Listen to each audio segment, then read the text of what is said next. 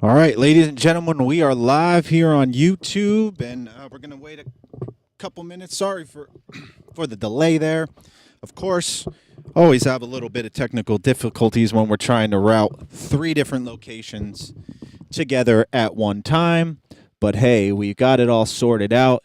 Everything's looking good. Everything's sounding clean. So we're just gonna wait a second to see if anyone is gonna come hang out with us for today. I usually take this time and talk about Bitcoin and the crypto charts, but I didn't get that set up because we got some really cool and exciting stuff together for you. So, Jaren's in the chat. What's up, Jaren? Yes, sir. Yes, sir. We are good to go. Hello, man.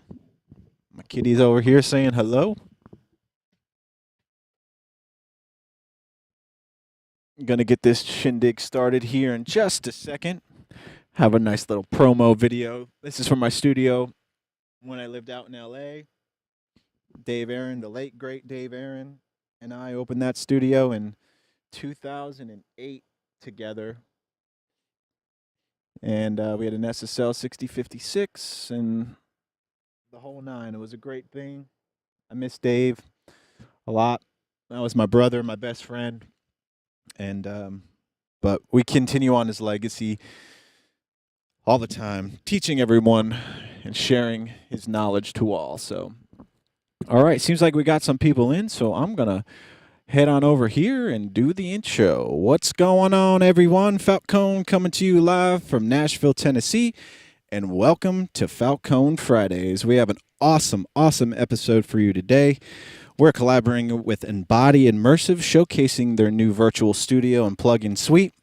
You're going to want to not miss this, so little intro for that. It's a one-stop shop for spatial audio production. They got 3 tools available. They have an immersive panner that you can mix in Pro Tools with. Also has an immersive visualizer, so you can quickly analyze your spatial mix and see all your objects. And of course, they have their immersive room simulator, which is awesome, and you're going to be hearing that on the stream in the binaural mix today, so that's going to be cool. You can select what kind of room that you're in, and yeah, so without further ado, here we go. I'll introduce to you my friend from Embody Immersive, Kevin. What's going on, Kevin? How you doing? I'm looking at this camera now.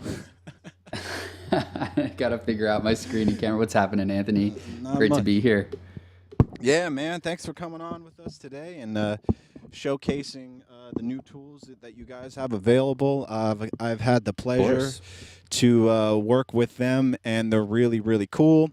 I can show you everybody what that looks like right now. So if I hop over to my screen, these are the tools that we have available to you. You can see the awesome graphical interfaces that they have. Really sleek, really sexy stuff going on. So this is the virtualizer where you can see all your different objects or your tracks in the room, and then you've got the panner here that you can move around and kind of look in the room at all kinds of different directions. I love that. That's really neat. And of course, they have the virtual immersive studio here where you can select any of the studios that they have modeled here and monitor through a bunch of different speaker sets. So it's super cool, super sexy, and yeah. So, Kevin, if you want to tell us a little bit about the product and how you guys kind of came up with the idea, and just give us a little rundown. Would love to. You can. You're able to hear me, okay, Anthony? Sure can. Volume's good. Everything's good. Yeah. We're coming from a couple of different places. We're both in Nashville, but across the Cumberland River. So Yeah. we're live streaming back and forth, which is a pretty unique thing. Being able to collaborate with one another. This idea for Spatial Audio Production Suite really stemmed from the emergence of immersive audio production that we've seen, not just in music, but also in gaming, in VR spaces, in post-production, kind of in audio in general. We're seeing more, it just become more commonplace for immersive production to exist. So Right. what we really wanted to make sure was that everybody had access to this technology. You're in a beautiful Cali Audio Dolby Atmos mix room over there. Not everybody is fortunate enough to be in a space that is able to have speakers. You can see I'm in my bedroom right now, in my bedroom studio, like a lot of you guys, like a lot of y'all are. So I'm not really able to put height speakers in my 8-foot ceilings. It's going to be too close to me. So how do we make sure that any immersive setup, whether that's a Dolby Atmos, a Sony 360, any of the just a regular binaural stream, how do we make sure that's accessible to everybody? How do we make sure we solve kind of really two issues? One, how are they able to hear it? Are they able to monitor it? Right? Are they able to listen to things appropriately? And number two, how do they create with it? Is it easy? Is it difficult? How do we make sure that producers, engineers, content creators, anybody with a base knowledge of audio production can get into the world of immersive audio and not feel overwhelmed by it, which it kind of currently is right now. It's a pretty cumbersome process to get started. So we're really trying to make that somewhat easier with more intuitive graphic interfaces, with connectivity between panners and that visualizer, but also a way to monitor those things in multiple different environments. Not only is it difficult to listen in one specific immersive studio, but imagine then trying to reference that like we do a car test, typically with stereo, or you bring it to a buddy's house to play on their sound bar. We're seeing such a rise in immersive playback devices from all of those, from cars, smart speakers, sound bars. How do we make sure what we create as content creators, and I'll loop all of us in that, producers, engineers, composers, etc. How do we make sure what we hear in our rooms as we create is digested by the consumer the way we want it to? So we're really trying to solve all of those main issues that are coming up right now with immersive audio.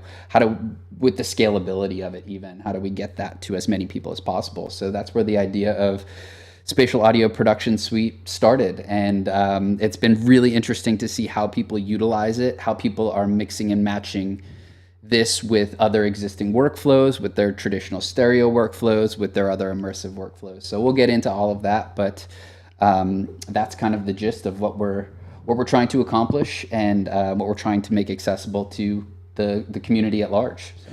Right on. Yeah, like a few things that you said there that. Oh, and I lost you, Anthony. That, of course. So I am going to relink our audio movers, and we're coming to you guys from audio movers. Yeah. See, you see, so it's amazing that there's a bunch of different pathways. He's using Omnibus. I'm using Wave Sound Grid LV1. Yeah. It's all this thing, and then we're sending all of this over to Helping Our Music Evolve, who also has LV1 that's getting streamed to Zoom through another computer. It's just like a broadcast center. It's pretty awesome. One day we're going to show you that hookup too. But back to what you were saying, and I just wanted to touch on a few things that you were saying. What I think that is super important, which is the referencing part, right? Because even for me, having the speakers, my room's tuned a certain way, and then, I go over to Tom Davis's studio right down the street at Skyway, and I listen to my mix there, and I'm like, whoa, that doesn't sound like it did in my room. At least the first couple times I went there,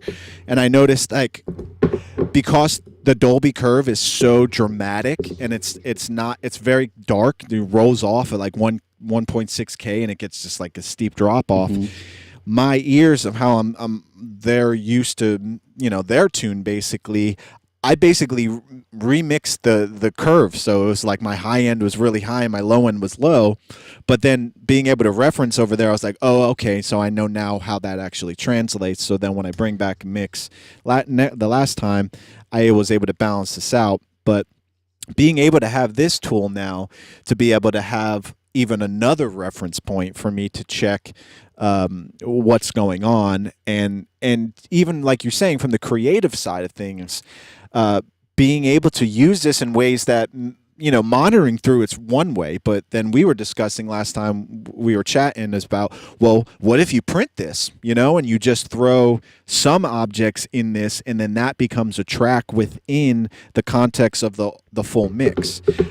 So you can really get creative with this thing, and the other cool thing about it is the binaural mix of this is not like the renderer does, right? The renderer puts it in like this fake space, and it kind of adds this like delay, and you would be able to choose off, mid, or near, mid, and far, and it kind of just adds a little delay, and you know, some guys really don't like that, and it's kind of hard. You have to really balance between, oh, how's the binaural going to sound versus what it sounds like in the room.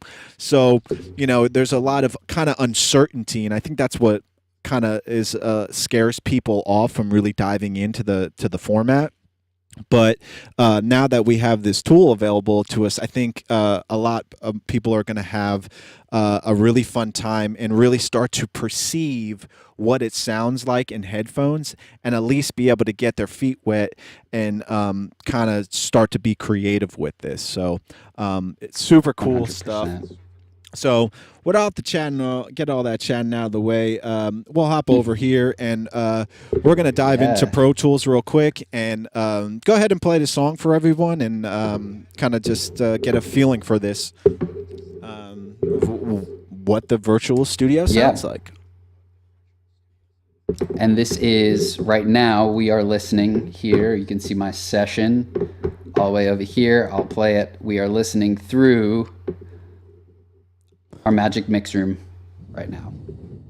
So Sweet. Here comes.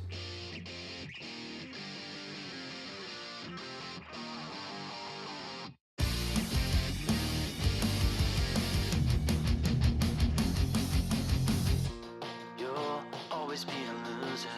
Play the jury and accuser. You're all I have to lose, so I bow down to you. You said you never let me fall, but you're the one who pushes me against the wall. And now my back is sore from hauling all your baggage. Can we forget about the things I said last night? I never meant to make you lose your shit and cry. No, said it'd be different, but here we go again. It makes me wonder what I stick around for. Just say you're sorry and I'll take you back once more.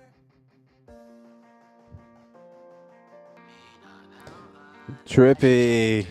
Can't seem to speak my mind. How cool is that? So we're just going through and soloing some of the speakers. There. Tell me how much better I would be without you, but I'm too busy. I think that's the most used, you know, explore. You know, when people first hear it, the first thing they say is, "Boy, that's trippy," because it's like you want to just like turn around, and you're like, "Oh my goodness, it sounds like it's positioned in the rear to the left of me." Like when you were doing the rear in the surround there, that is such a trip. Yeah, cool. Like, all right, so explain to us, run us through this virtualizer and show us some of the cool features you have going on. Absolutely, yeah. It's really interesting. Just even our last conversation, because you are in a physical room, and the difference from room to room. You mentioned Tom Davis's room there in Nashville, and I think he's also using Kali speakers, right? Yep. In that space. Yep. So same speakers, different environment, different tunings, different diffusion and absorption on the wall creates just a completely different sonic experience. Where those speaker angles are, if your side angles are maybe at 90 degrees right on the sides, or are they at 110 degrees behind my ears a little bit? Right. It's going to dictate how we hear all of those things. So that's what we're capturing with Immersive Virtual Studio. You mentioned some other binaural renderings that maybe it's kind of a virtual space and it's adding some delay as you adjust things. We're actually capturing these specific spaces. So this right here is Jimmy Douglas's Magic Mix Room down in Miami, and we go there and capture measurements of the speaker angles, and we capture acoustic measurements as well. We utilize a binaural head and torso. We call him Brian 2.0. So that way we're not only getting the response of let's say the left speaker to your left ear, but you're also getting that crosstalk of the left speaker to your right ear, Right. which is incredibly important. And that's how we hear binaurally. So we're capturing these spaces as intended. We're capturing them with the specific speakers that they use in the room, with the diffusion in the room. So that way we can get a really true representation of what's happening in that sweet spot of that space. And all of these rooms use different speakers, have different speaker angles, and have different room dimensions and sizes. So as I just kind of toggle through some of these, we can see here's Lurson Mastering out in Burbank, California. And then we have Alan Meyerson's room out in Santa Monica. And you can see his side angles here are at 110 degrees versus Lurson's that are closer to 90 degrees, between that kind of 90 area. And same with Jimmy's room right here. That's going to give you a different representation of sonically of what's happening on those side speakers. So speaker angle is incredibly important in this discussion when we're monitoring. So every room is captured that specific way. That's one feature of all of this. As you can see, as we were listening, we can solo each individual speaker.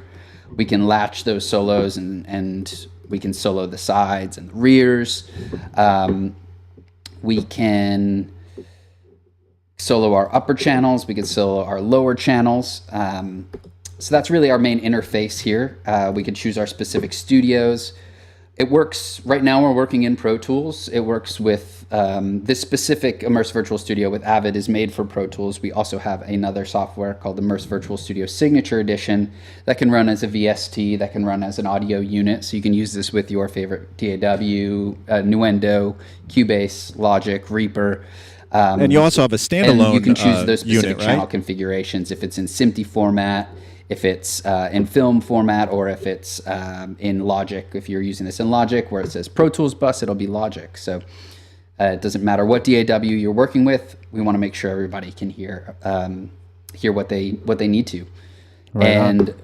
We also have a few other features within this virtual environment.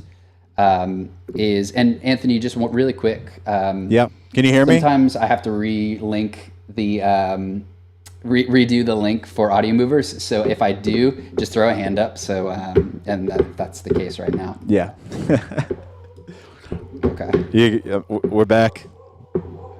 Yep. We're cool. Okay. Yeah, that's and the only downfall of this. Yeah. Yeah, I was asking. You also have a standalone program as well. Exactly. We have a standalone as well, so we can connect it to any external piece of software, whether that's a Sony 360 renderer or a Dolby ATMOS renderer, or really any standalone software that's happening. We're able to monitor through these specific spaces. So there's really no every solution that's out there, every kind of way a person can mix, you're able to hear it here. Right, and that's what I think I like about this is Yeah. there's no one set way, right? And that's what's cool about Atmos in Right. general, right? Is like it's the Wild West. I know it's an overused term right now, but it's like, there's no real right way to do this. We've over the past 50, 60 years or whatever, we've come up with these, how to set compressors and the mic stuff and all this stuff. So there's these tried and true ways that we go about doing things to get a predictable result. But now it's just like, well, what do you do? So it's like allows us a lot of flexibility for you to be creative in a different way that redefines the listening experience. And for me as a mixer and a creative, I couldn't be more excited about that. And I think everyone out there, if you get your hands on this product, I think you're going to really find that a new spark of inspiration for you to kind of try things that are different, a little outside the box. I mean, that's a nice little segue here. I'll have Jaron, he's in the chat here. He's from Embody as well. He said that there is a promo code going on until Sunday. It's Falcone 30, and you'll get 30% off of the plug-in bundle and the virtual suite here if you're interested in trying out. Is there a demo available as well? Mm-hmm. Yeah, every one of our products has 14-day demo. So awesome. You could see I've got the calendar right here for these two studios because they're a part of that signature series I was mentioning. You can see the 14-day. Awesome. Right yeah, so if you're interested in trying this out, head over to their website, download a trial of it, play around with it, see how you feel, and if you like it, get 30% off the whole bundle and start making some cool stuff. Exactly. Yeah. Yep. That website is Embody, EMBODY.co, and that'll take you there. Yep. And then that's in the Jaron just put in the chat on the stream. He put that in there for you, and he'll also, Jaron, throw the website in there. It might be in the description of the video as well, but nonetheless, it's embody.co. Is that correct? That's correct. Sweet. All right. Well, yeah. Moving on. Then. Let's keep going. Moving on. To kind of go off what you were just talking about, Anthony, how, one of the other key features to this is our personalized head-related transfer function, or HRTF, that we're able to capture in this. So right over here, I have a couple of different profiles, but you can add a user, scan your ear. You take a visual of a video of your ears and face. And then what that does is we create on our up on our server, that creates a personalized listening experience for you, what we call a personalized HRTF, or head-related transfer function. And that's dependent on our ear shape, our ear size, our head size. We all hear just slightly differently.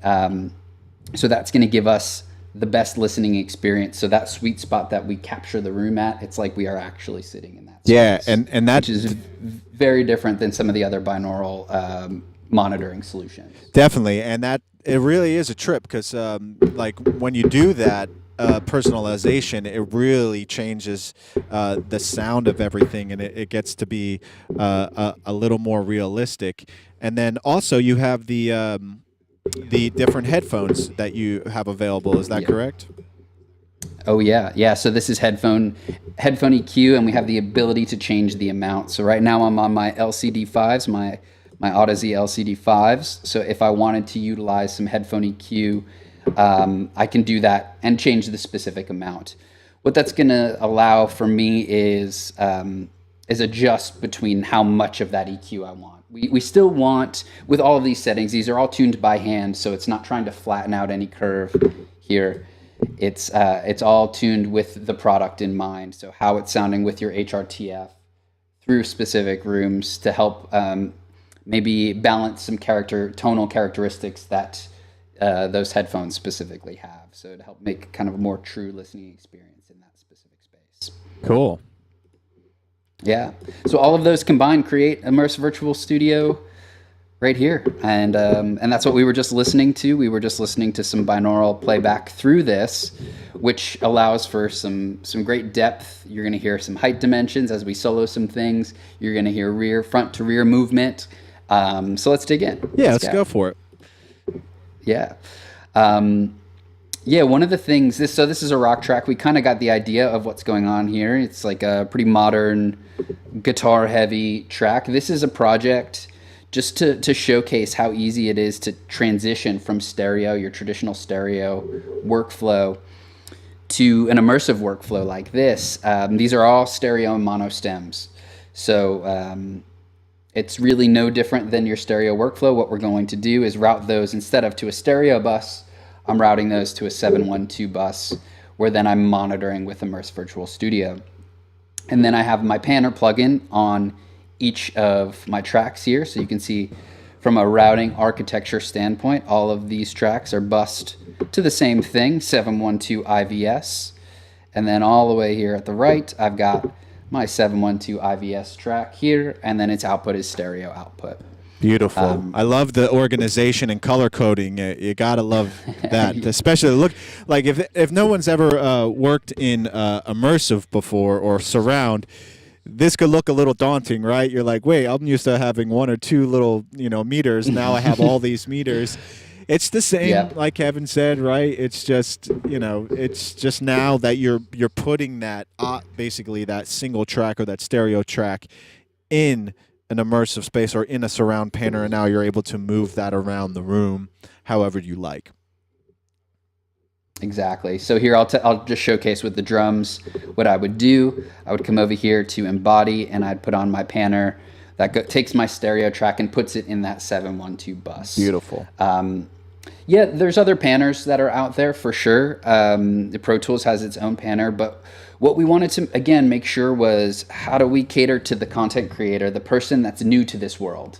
How do we make it easy and fun for them to not be daunted by this and get up and create? And that's kind of what we're doing here with our graphics interface, with our panner and our visualizer. I kind of associate it with FabFilter, what FabFilter did for parametric EQ, where all of a sudden you now have this graphic interface and it looks really beautiful and it's helping you make those creative decisions.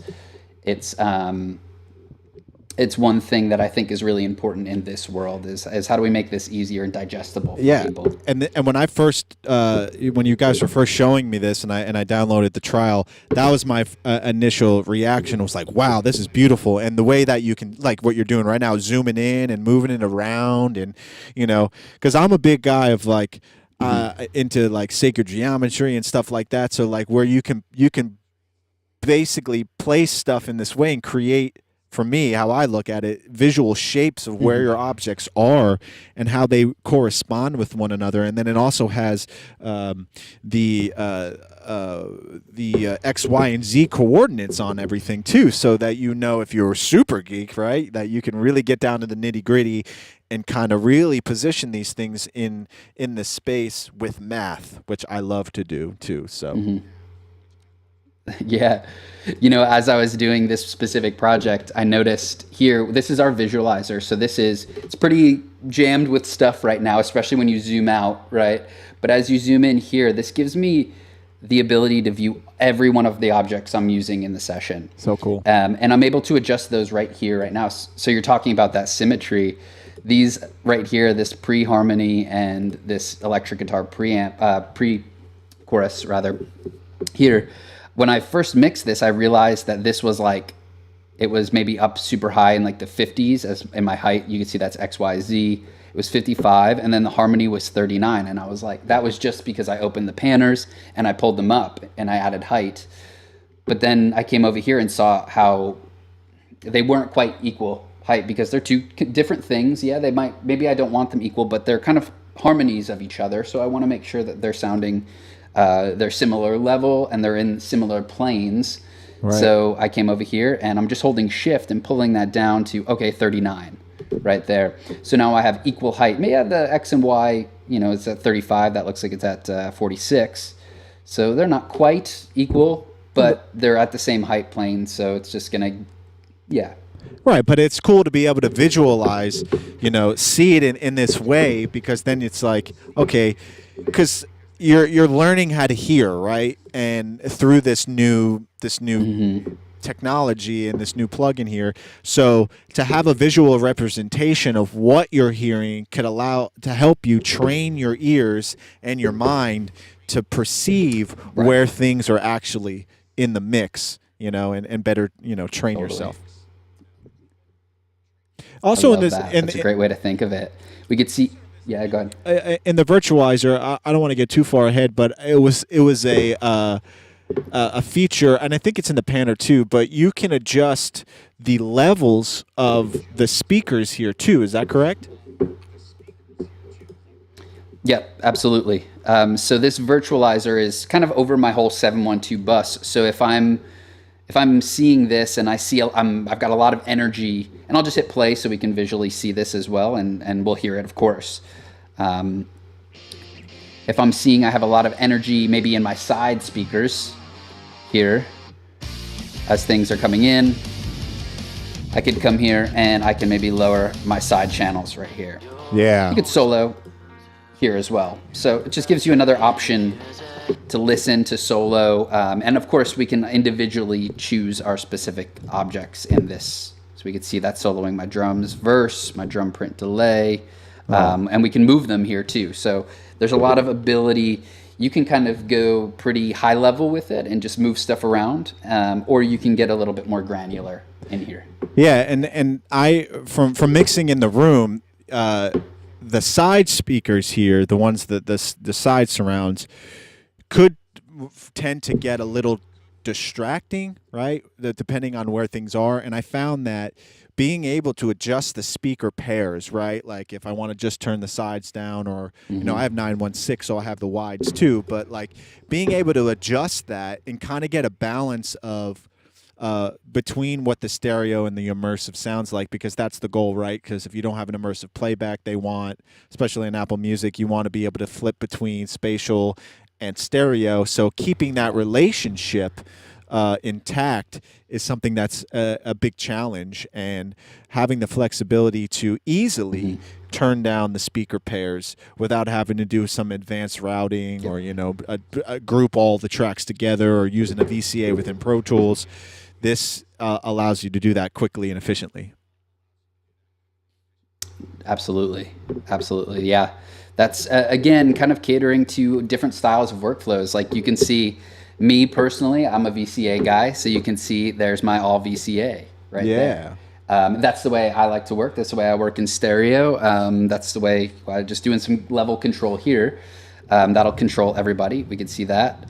But you might, and I know, Anthony, you've got some outboard gear, so you'd like to work that other way where you're transitioning and maybe turning down speaker sets. So it's that we're able to create a tool that's helping both of us in both of our workflows is the idea here. Yeah, and I think that's, I love I also use DCAs, and even in my stereo workflow with the SSL here, it's like, because if I have the balance right, but I'm just blowing out my master, right, I can use the VCA just to trim everything down, or if I have my compression set a certain way, I can drive it in a little harder. So having that flexibility of a VCA as well is something that, if you're not working in this and you're looking to get started and you don't know what a VCA is and you never used one before, check it out. It's definitely a super powerful tool, whether you're mixing in stereo or immersive. Yes. And the DCA, too, you threw in the DCA, the digital controlled amplifier. Yeah, that's funny because in LV1, that's what it's called on my end. That's what they call them. Yeah, it's a DCA. I love it. But in SSL land, it's definitely a VCA. But yeah, anyway. The VCA. Yeah, classic. So let's get in. I mean, this project is really cool. I think I wanted to highlight this specific project because I think it's a situation a lot of us are in. I don't have an immersive room. This is my studio. That's like, I've got the one record I got to highlight this and the light up top. I don't have speakers going on. So it's something that I want to be able to provide immersive mixing for my clients. I want to make sure I'm able to do that specific task. I want that's something I'm in. I want that to be in my repertoire. But I also, potentially, my artist doesn't have the funds to go book a room or book a studio or even monitor, like spend a day and monitor in the studio. I mean, immersive rooms are expensive, and some budgets aren't quite favorable for that yet. Right. So how do I make sure I'm in that mix? How do I still do that? And this is my solution. So this is an indie artist here from Nashville, over in East Nashville. They're called Slap Fight.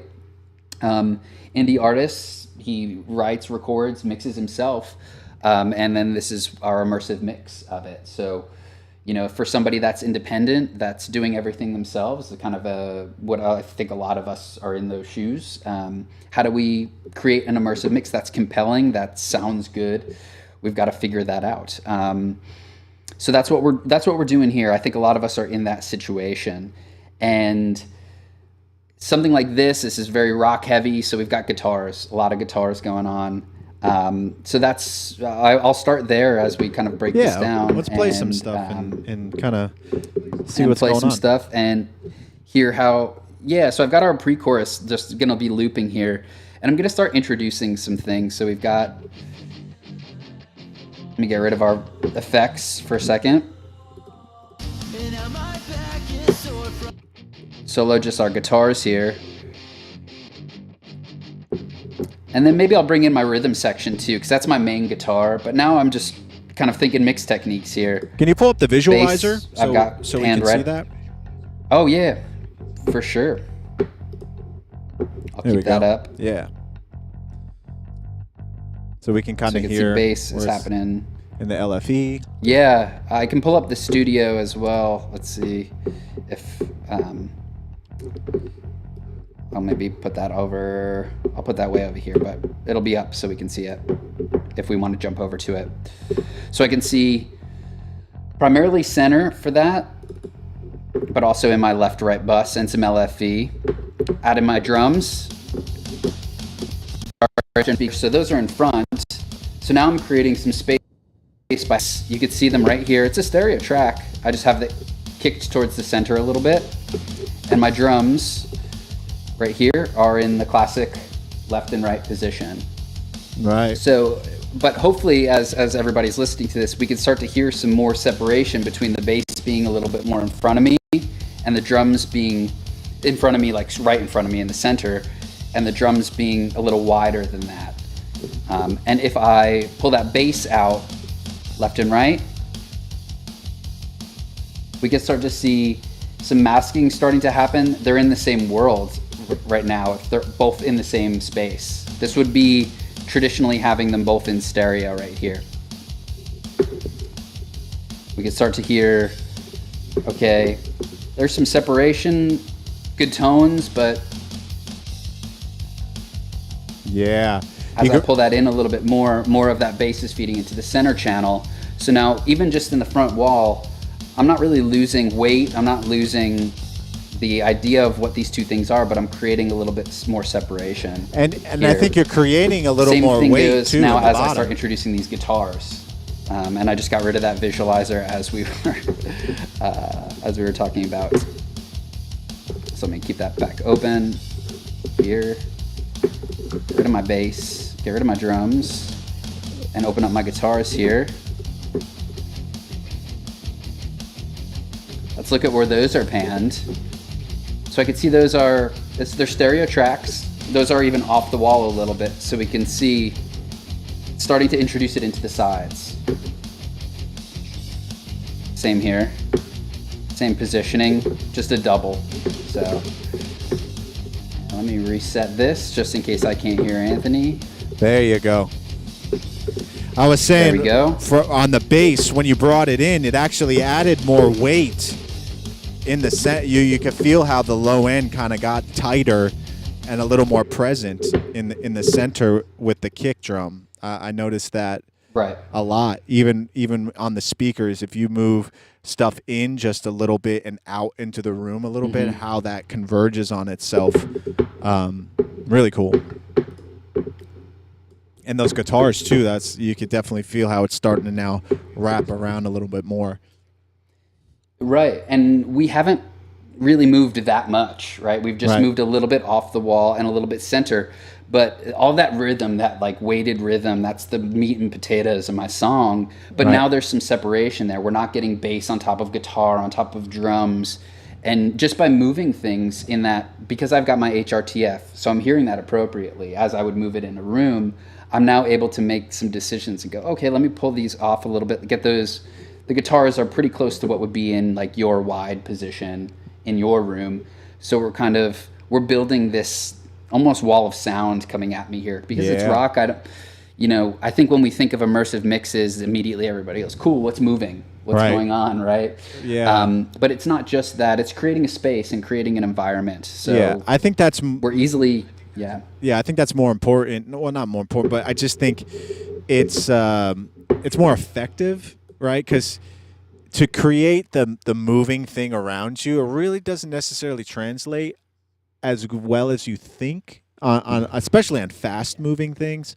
I did mess around with there's a Max for Live device in Ableton because I usually mix in Ableton, but they have a Doppler effect that you can add to when you move things, and then that allows it to be actually more realistic because that's how things work, right? So if something's going over your head, you're gonna hear that slight pitch variation that goes over your head. So, but creating that wall of sound is definitely it. Like to be able to create this, ultra stereo, if you will, right? It's just like once you get that kind of solid foundation, then you can start sprinkling around all the extra goodies, which I'm sure you're going to show us. And that's exactly what we're going to get to here. Let's think of this pre-chorus. So if I start with those guitars, I've got 4 pre-chorus parts here. I've got some harmonies, and then I've got a riff and a stab, and I've already got drums, bass, guitars in the front. In a traditional stereo mix, all that stuff would probably, I mean, it's going to be in left and right. We might have a little bit of panning back and forth, but we don't have much space to fit all of this in. And these are all parts that we felt were necessary to convey what we needed to convey. So let's start. I'll start introducing them. 1 second, real here, quick. just with our guitars. Someone Yeah. says, please show us how this is set up on tracks. How do you get this visualizer set up? So let's see. Go over that real quick.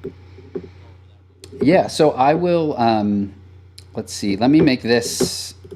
I'll make this inactive here, just so we can see, and I'll get this all set up again. I'll do it with just a few of these. I'll do it with these drums here, just so panning isn't lost and anything. So let's say these are going out my stereo output. I'm working in a traditional stereo world here, right? Come on. So I've got my 2 drums. I'm working in my traditional stereo world. I have a bus that I've created that I call, it's a 712 bus, just like you would any other bus. You can create it however you want. You can go up to your IO menu. Show them that, right? Yeah. Here, yeah, we can make a new path, and I'll do the whole thing here, and I'll call new 712 bus. And I'm going to auto create subpaths. What that means is all of the paths that are smaller in width from that 712, like a 7.1, a 5.1 track, a 2.0 track, a stereo track, I'm able to create those paths as well, those subpaths. So I'm going to create this, and it just made this bus here, new 712 bus. And I'm going to hit OK. Now I'm going to take the output. Here's what I'll do too. I'll hide all of this stuff. So we're just seeing the 2 tracks here. Great. Very straightforward.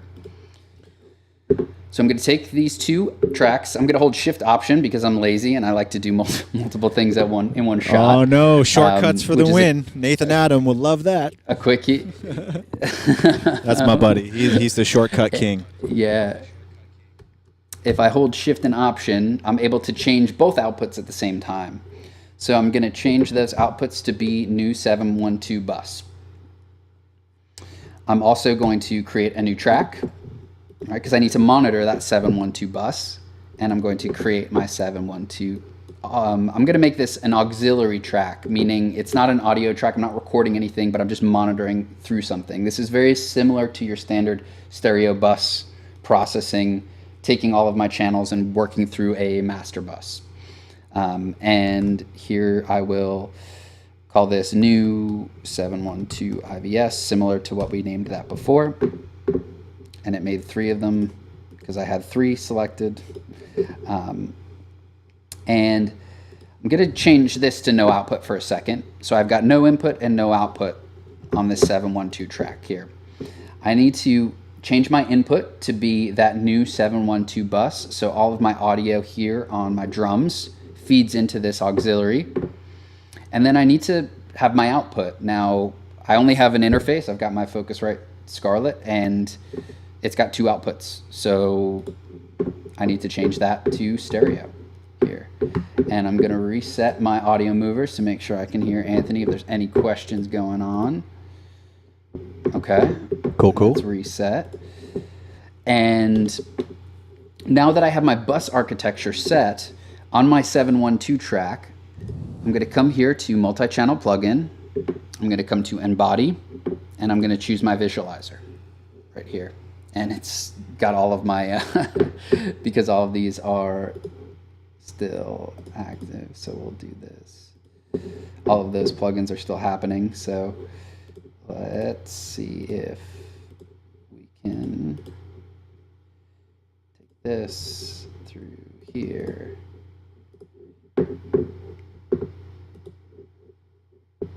Oh, and don't crash.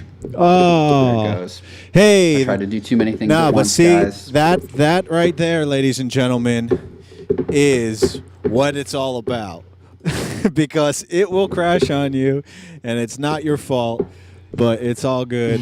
We all fight the crash all the time, and I love that. I love that it's showing the realism in how this is all going down. But in the meantime, Yeah. And that's because I tried to make 30 tracks inactive when it had an active feature happening in the window, in the GUI. So I wouldn't recommend doing that. So we will catch back up here in a second. yep. Getting that set up. Yeah, I know, Anthony, we both mentioned, I love when that stuff happens in sessions. It happens to all of us, and we need to know how to correct and how to adjust for that stuff. So whether that's a buffer size issue or that's a crash that happens, we're doing a lot. We're live streaming this. I'm all on one laptop. Oh yeah, We've that's got it. monitoring solutions happening. Yeah. I'm on an old Intel laptop, so nothing super fancy, but I'm able to do all of this. Yeah, so you're asking a lot from a computer, and get back to where we were. But a thing to do, just as a little pro tip, in Pro Tools, you should be able to. If I hop over to my screen real quick, I could kind of show you how that's done real fast. If you go over to, I believe it's preferences here. And you'll go to operations. You'll see this little feature here that says auto backup. Enable session backup. Keep 200 most recent session backup every minute. That way, if Pro Tools crashes, you don't lose an hour and a half of work because you forgot to hit the save button. I've done it way too many times, and I'll never happen again. So this is what you have to do to make sure that when you reopen your session, if you need to, you can go to the backup file that's located in the backup folder, and you can get back to what you were doing. So here he goes. We're going to set back up some aux tracks real quick.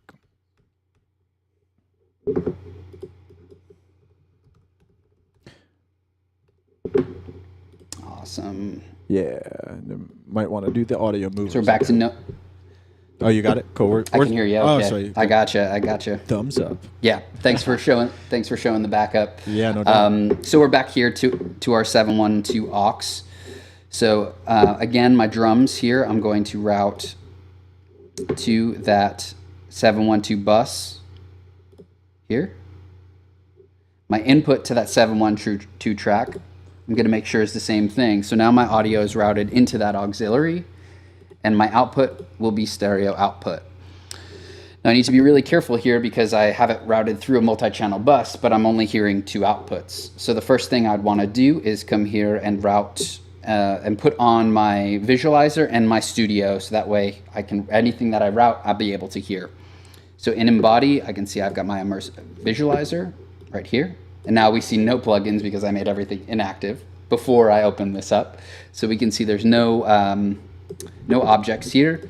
And then if I come back here to Embody, I'm going to choose my Immersive Virtual Studio with Avid. Now I'm going to use the 712 option. You could also use the 712 that folds it down to stereo, but I'm going to do this specific option because I want to make sure if I bypass it that I'm hearing the actual stereo fold down that's happening if I wanted to. So that's what I like to do, but to each their own. So now that I have my visualizer and my studio on my master bus, if you will, I'm going to come over here to my drums and I'm going to find Embody and I'm going to open up my panner. And I'll do the same thing here with my drums delay. I'll come to Embody and I will find my panner, which is going to take that stereo track and make it 712. And now in my visualizer, I'll be able to see both of those. I've got my drums left and right and my drums verse left and right here, wherever I want to put those. If I want one behind me and one in front of me. And those should route into my virtual studio. So I'll just go quickly here to verse 1. So we can see that's coming in the rear. That's the verse. And we'll see this here. And then there's my stereo drums. So cool. So now we're rocking that's how fast it is. Now I just did that with 2 tracks, but that's the process. Using that quick key that I showed you, Shift Option, it would take actually the same amount of time. So it would take no longer. You can use the same quick key, Shift Option, if I wanted to. So I'm just holding Shift Option and see how it removed both plugins. Again, I've got them both selected, Shift Option, and here I'm going to go to Embody, Immerse Panner, and then if I had 15 tracks, it would have the Immerse Panner on all 15 tracks, and then I can start mixing. So. Great tip right there. However, you can speed up your workflow no matter what you're working in. That's a plus. Always, especially when it comes to this, because there are so many tracks. Yeah. I mean, there's not like some projects have like 100 to 150 tracks, but there's a lot that we need to keep track of here, and we're thinking we have the tracks, we have the 3-dimensional space, we've got a lot going on. So anything I can do to get me past that setup hurdle and into creative mode, I want to do, because I want to be able to listen to this and go, and hopefully y'all are hearing that go front to back. Totally. Right.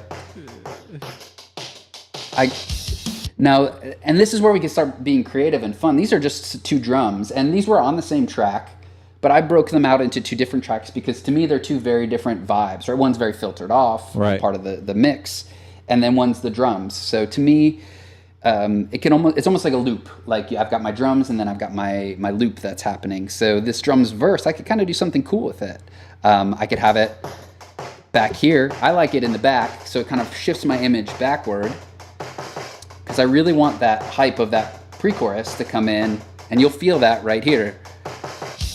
And you get that kind of shooting forward a little bit. And that's not by movement, that's just by positioning things in different places. Right. Which is half the battle. So I want to be able to audition and test things out as quickly as possible. So that's why, again, expediting any workflow, throwing the panners quickly on there and start moving things around and right, get the creativity going and flowing. So yeah, that's a good point. Like to get everything kind of just start putting stuff in different places and kind of see if you can create this kind of, like we're saying, full wall of sound, and create a space first, and then, dive more into the nitty gritty of maybe moving stuff around or how creative you want to get. So, all right, so exactly. we're going to show some more stuff. Yeah. So now that I actually created this new 712 bus, let me go back to 712. This is our original 712 IVS right here. So that's our original 712 bus. So I don't want to get this confused. I'm going to hide and make that one inactive, and I'm going to make active now my original 712 bus. Here, the blue one.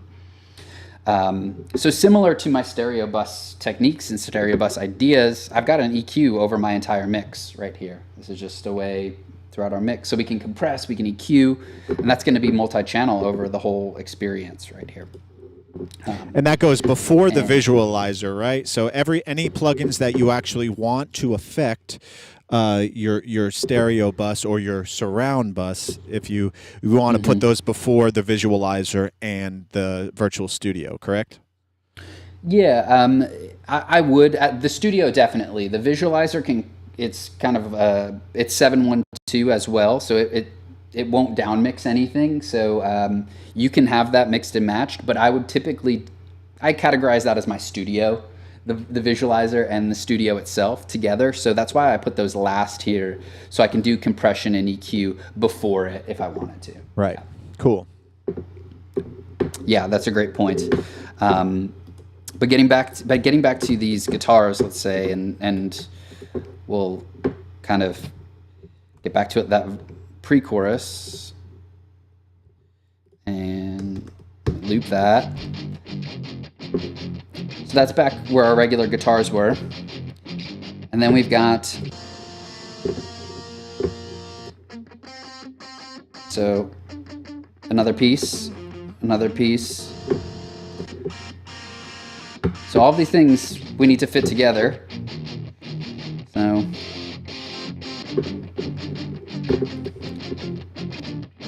I'm adding a little height. We can move this behind us maybe and start to create depth here just in our guitars. And add this harmony. Now we should be able to hear those two things.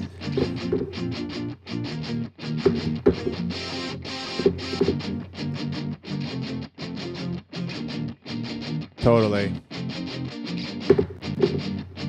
Then we add in that I have in the back left, and this one I have in the back right.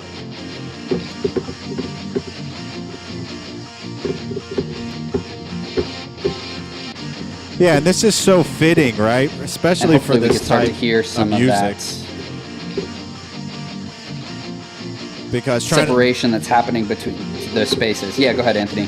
yeah, I was just saying, like, this is so fitting for this music because it's like, you know, you're doing all these doubles and stuff, and in stereo, you're just trying to shove them in two speakers, and you're having to carve out EQ in a certain way, right, to get them to all fit and stand out. But now it's just like, oh, if I just, you know, move one back a little bit, move one out a little bit, now you're creating this wall of guitars that you've been trying to create in the first place, but now you're literally in the middle of like 4 guitar stacks, you know? It's just pretty cool. Exactly. Yeah, we've got those. And it's almost this, when I first heard this, I'm a big Taking Back Sunday fan. That's I'm from the Northeast. Those are my guys. If you don't know who they are, early 2000s, mid 2000s emo rock band. It's one of my favorite bands, man. I've been rocking that. The best. Where You Want to Be. I've been listening to that album like nonstop lately. Oh, I love it because this stab. As soon as I heard it, I had to text Alan, who's the artist of Slap Fight. I was like, man, this is so this right here is where I want to be. Like, it's that record. Yes, it's that sound. Say right? yes, say yes. Yeah. It's great. He nailed the tone, and I immediately texted him like this, I'm getting goosebumps thinking about it. I loved it. Yeah. Because it put me in just the tone, put me in such a state, and what I envisioned was, I think the guitar player Eddie Reyes, like just him on the side of the stage, on the right side, just doing that, just like watching the band happen, and that kind of set the scene of how I wanted to start mixing this song.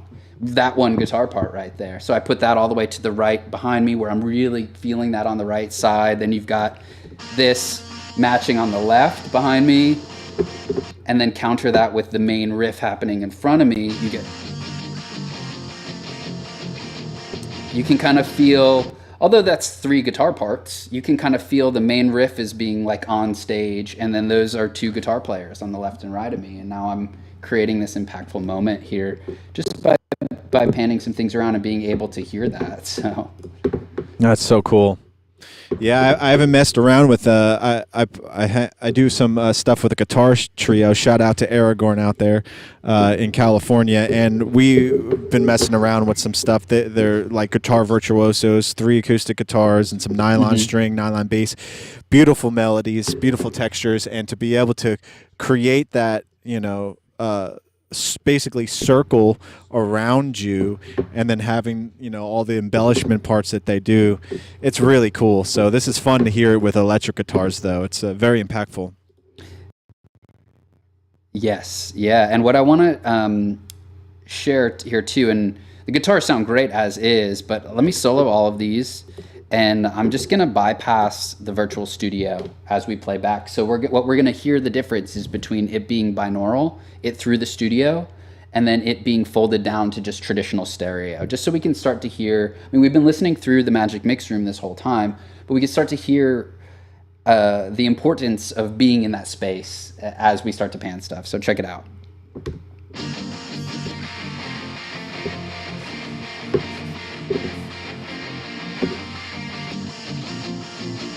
Wow.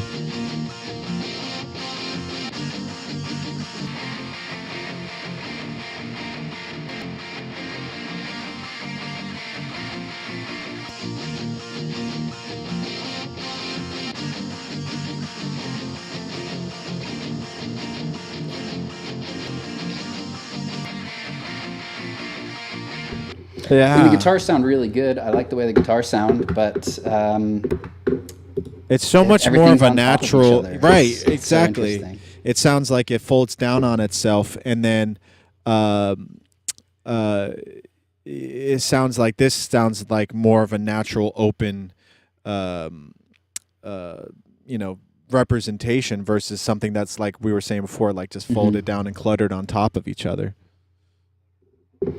Yeah, all of those masking issues that are now introduced because we have guitars on top of guitars on top of guitars. Right. We're starting to. I actually, to me, the back right, the position that Taking Back Sunday riff is now a little too loud in comparison, and the harmonies aren't quite cutting through the same way because they're all on top of each other. And then if I introduce the bass and drums into that equation, I'm sure it's going to get pretty cluttered. So we can actually, I think I've got everything back in here. So let's just quickly listen to that pre-chorus as it is. I could do the pre-chorus and chorus, and we can fold everything down. You said you never let me fall, but you're the one who pushes me against the wall. And now my back is sore from hauling all your baggage. Can we forget about the... And there's no bass. I'm like, where is that? We don't need the bass. Where's that low end? Just kidding. We do. We always need the bass. More Okay, there it bass. is. All the bass. There it is. Let me fall, but you're the one who pushes me against the wall. And now my back is sore from hauling all your baggage. Can we forget about the things I said last night? I never meant to make you lose your shit and cry. So wait, one more time for So me. we're getting this full spectrum, this full picture. I've got everything back in the session now, so we're all back, VCAs included. Yeah, one thing I did, we've got a couple things. Now I can start thinking a little bit more creatively. I'm going to reset you, Anthony, so I can hear you, because you're waving at me. Just a quick question. Gotcha. So we were monitoring the 712, or is that just stereo? When you turn the virtual studio off? Yeah, that is stereo. It's folded down, so you do still hear everything. It's just all on top of each other. Right. Okay. So, yeah. That's. Although you saw 712 meters happening. Right. Yeah. Okay. Cool. Thank you. So for instance, of course, this drum verse here, that's positioned all the way in the back. That's channels 7 and 8 here. If I solo that, and we'll play the portion with that. So we're still hearing that even when we bypass it, and it's in the rear. But we actually heard it increase in level, and now we hear behind us. It's crazy. It's crazy because you can hear what you said earlier about the how the left ear or the right ear, how it's perceived in a room. It's not dead behind you, right? You hear the reflection of the front of the room as well. Right. Yeah, and especially because they're transient items too, so you get a little bit more of that slap back that happens in a room versus maybe a big thick guitar that is more just like RMS level. It's not so peaky.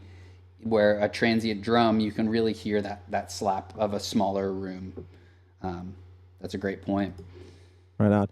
So just to say, we've been going for an hour right now, and I just want to open it up one more time to anyone in the chat that may have any questions about the workflow. We went over how to set the sessions up and route things around. If you have any questions, type them out in the chat and let us know if we want to hit something specific. But if not, we're just going to continue to go through this for about, maybe 10, 15 more minutes.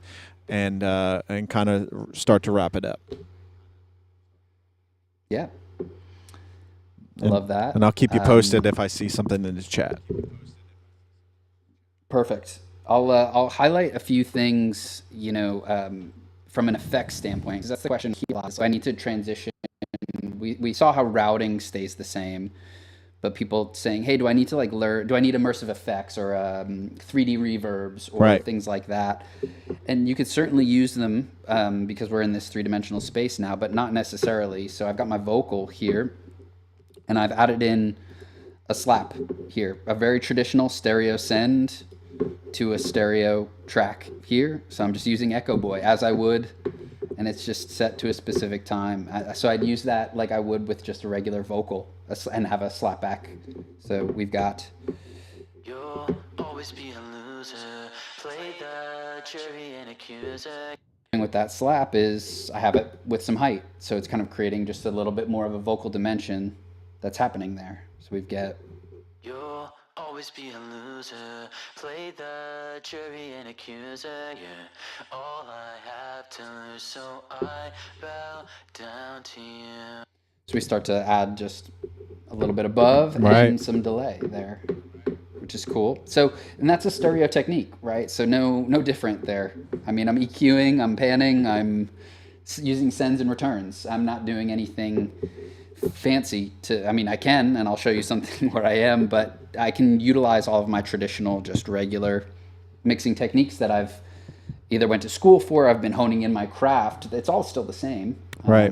You're just going to maybe tweak them a little bit and use them in a different way. Correct. Question from the chat here. Jeff is asking, can you get the panner separate, or does it only come with the suite? That's a good question. It only comes with the suite. So the bundle of the panner, the visualizer, and the virtual studios. So that's going to be the spatial audio production suite. That's all three. We want to make sure that, as Anthony even mentioned, even if you do have a studio, that you have the ability to reference in other places. So that suite is a one size fits all. We do have the monitoring side of things standalone by itself. That's called our signature edition, where you can buy individual studios. You can buy Alan Meyerson's mix room or Lerson's mastering room individually. So you don't have to, if you wanted to monitor in a specific space, you don't have to buy the whole bundle. You can buy just a specific studio out of those two. But we call that our mix and master bundle, where you buy both because you typically want to mix in a specific space and reference in another space. Right. Cool. Another question is, Aragorn's asking, what things would I like to see happen with this tech here in the future versions? That's a cool question, because we were talking about that last time. I think the thing that I think we all we would like to see is the expansion of the speakers, right? To be able to incorporate 916 and something that's a little bit more, for in that format, right? I think a lot of the being able to potentially have more rooms, like I would love to have my room or something that's maybe not the professional room, right? Maybe it is like, something like my room. I do have 8-foot ceilings, and I did cut holes in my ceiling and I put them in there, right? So, but like, again, like having it here, it's awesome to have the ability to have, Atmos in your home studio. So maybe being able to have something that's a little more, quote, home studio realism, that might be something cool in the future versions to have. So hope that answers the question. Yeah, an expansion, obviously Pro Tools just updated their bus architecture to include things like 714, 716, 916. So that's on the horizon. You are able to use this in that standalone fashion. You are able to use it in up to 916. So here I'm just showcasing. Right now you see some speakers grayed out. Like Anthony mentioned, he has his wide speakers here. So if I was using this as a standalone product and not in Pro Tools at the moment, I can utilize it in a 916 fashion. So the monitoring side is already as multi-channel. Yeah. It's just the panner and visualizer that's coming up very shortly. So thanks for mentioning that, because we are working on that and it's coming soon. Cool. Another question is, are you still running this through the Dolby Atmos renderer?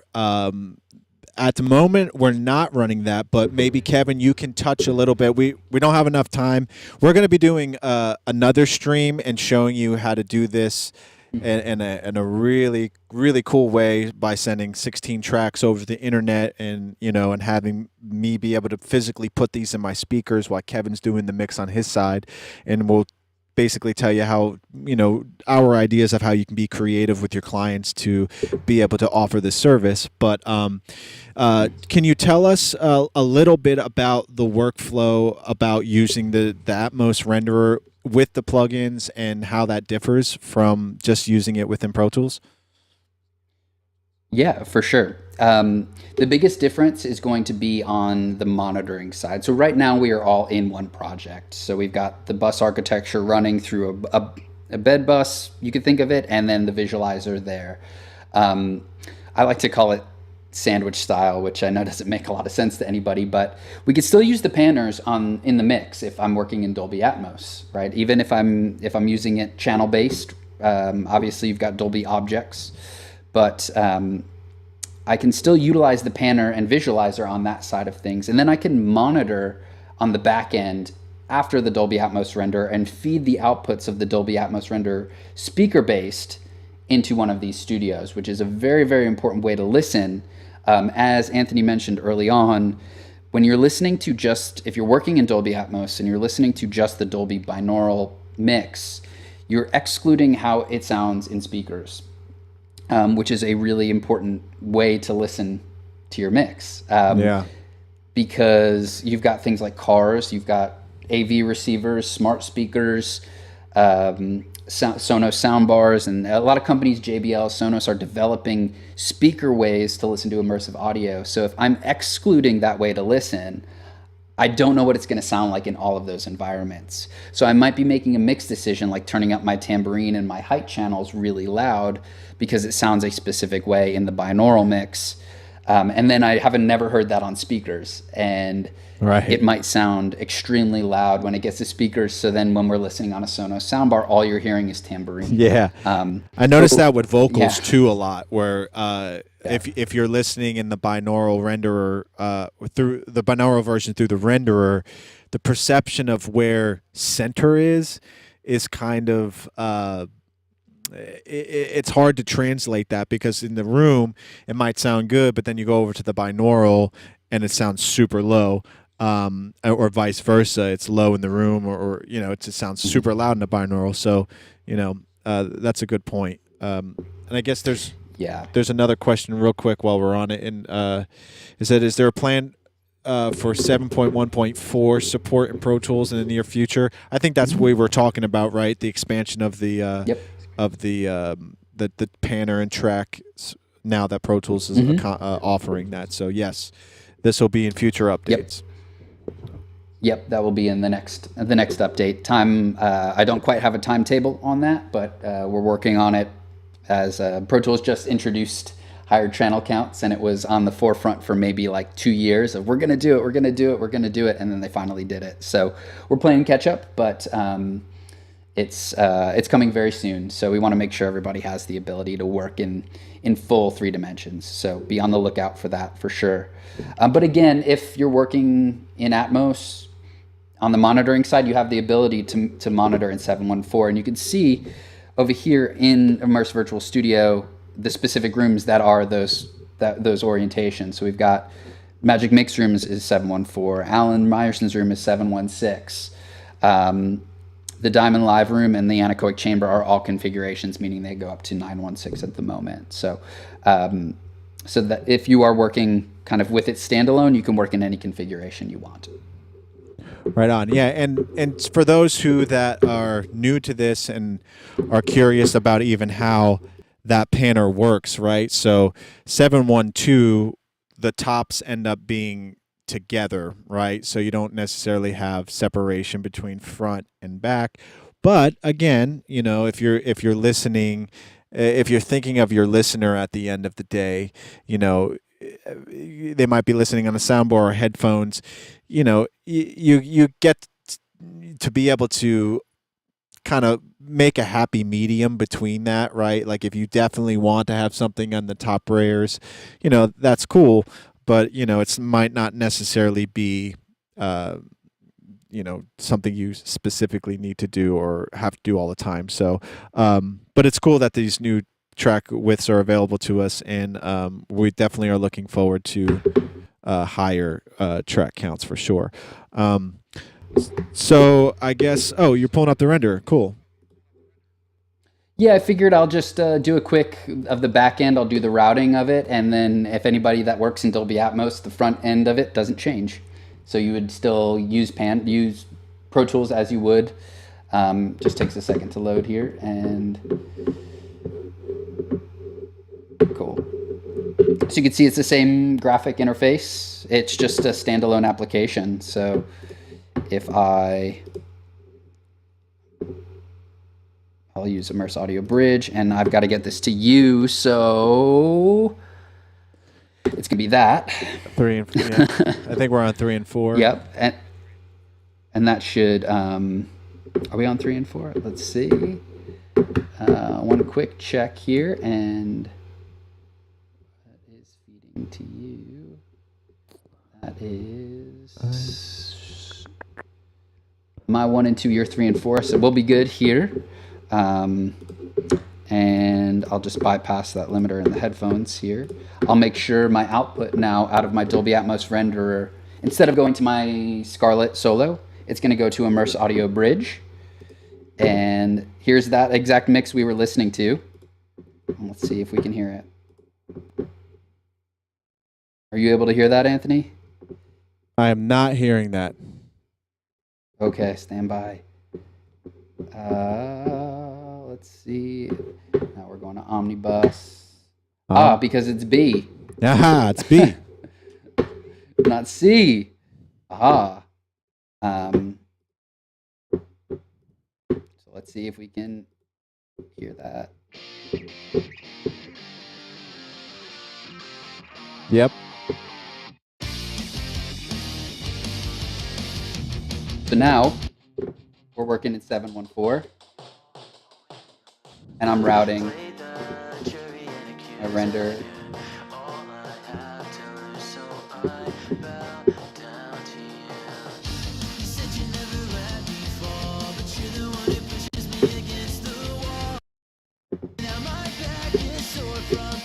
I love that room. Yeah, sounds great, huh? Yeah. And so that's how we would work, and we'll explore a little bit more in our next one. But that's just a quick explanation of that the question came up. That's how I would utilize it in 714 as it currently is, but 2, how I'd work with Dolby Atmos in this. There's a couple more advanced ways we can work with it, but that's how we can use that virtual studio on the back end. So that way we can listen to the speaker-based output. And all I'm doing here is I've got my room set up, and it's routed 1 through 12. So the outputs 1 through 12 are feeding into my studio, into my Lursen room right now, or Jimmy Douglas's room, or Alan's room, or Igloo, or whatever room. Yeah. And I'm listening to that. Am I don't know if it seems like I was able to perceive that pan that you did in the beginning. It seems like I perceived it more this way versus through the Pro Tools way. You're with it, man. Am I? Check it out. You are, yeah. Okay. So it's not moving in the. It's not moving in the Pro stationary. Tools. Okay. Yeah. All right. Cool. So I thought so, because I remember that was the first thing when you played it last time for us. That I was like, whoa. I was like, yeah, and I was like, oh, I didn't hear that in this version, but yeah, go ahead, play that again for everyone so that they can really hear that movement behind you. Yeah.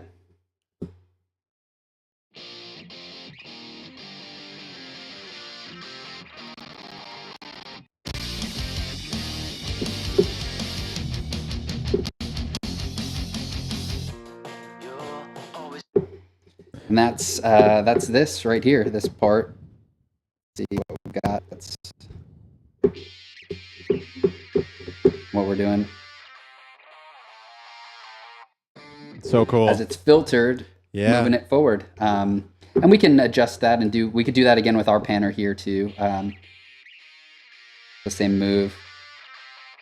While we're at it, I'll just quickly, I'm holding Control Option Command and clicking automation here. And what that did was just put all of my parameters actually out of automation because they were in it already. That puts everything, all your parameters in automation. So if I wanted to do that move, I know we're like out of time, but I'll quickly put this in touch mode and we'll do it.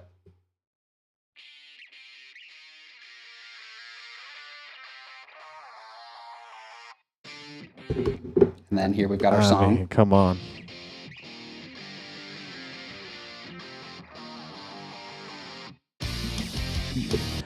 And that's it. By That's all you got to do. By far, man, the most convincing binaural I have heard yet. It is awesome. So that's so cool. Thanks for showing us that. So how about we do this just for the sake of, let's listen I think to. I have too much going on. I can't even hear you anymore. Okay. It's pinwheeling. Oh, it's pinwheeling? Can you, let's see. If I got you. You got me now. Okay. So let's go ahead and go back to the renderer and just let's play the whole thing down so everything is, so they can just hear the song as a whole, and then we'll wrap up. Love it. Here it is. Cool.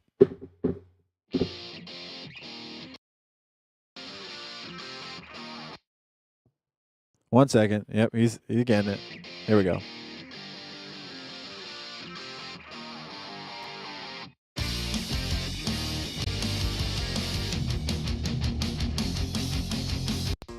You'll always be a loser. Play the jury and accuser. You're all I have to lose, so I bow down to you. You said you never let me fall, but you're the one who pushes me against the wall. And now my back is sore from hauling all your baggage. Can we forget about the things I said last night? I never meant to make you lose your shit and cry. No, said it'd be different, but here we go again. It makes me wonder what I stick around for. Just say you're sorry and I'll take you back once more. Words, your favorite way to hurt me. Not how I imagine talking dirty. Can't seem to speak my mind. A sucker for wasting time. And everybody knows it too. They tell me how much better I would be without you. But I'm too busy blindly hauling all your baggage. Can we forget about the things I said last night? I never meant to make you lose your shit and cry. No, said it'd be different, but here we go again. It makes me wonder what I stick around for. Say you're sorry and I'll take you back once more. You're losing it. I don't wanna be a drunken casualty. No, I don't wanna be the guy you're looking at through blurry eyes. Losing it in the country, all beat up and bloody. I don't wanna be the one. No, I don't wanna be the one you hate. So say you will. Forgive me. Can we forget about the things I said last night? I never meant to make you lose your shit and cry. No, said it'd be different, but here we go again. It makes me wonder what I stick around for. Just say you're sorry and I'll take you back once more. Take you back once more. Take you back once more. Once more, yeah.